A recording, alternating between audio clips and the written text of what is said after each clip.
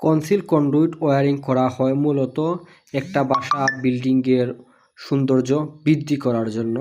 তো আমাদের যে এই কাজটা করা হয়েছে, তো এই বিল্ডিংয়ের চিরি আর মোটরের সীমানা অনেক দূরে।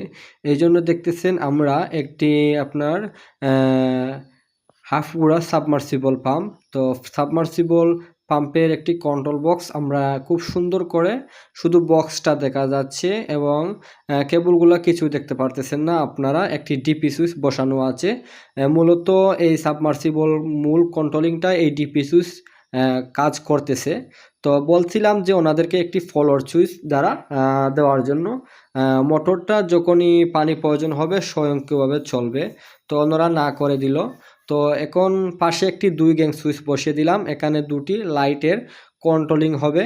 তো আপনারা যারা কাজ করবেন অবশ্যই কাজটা সুন্দর কীরকম করা যায় এবং কাজটা কীরকম কোয়ালিটি সম্পন্ন হয় এই বিষয়টা একটু চিন্তা করবেন, দেখবেন আপনার কাজটা অনেক অনেক সুন্দর হবে এবং প্রশংসনীয় কাজটা হবে।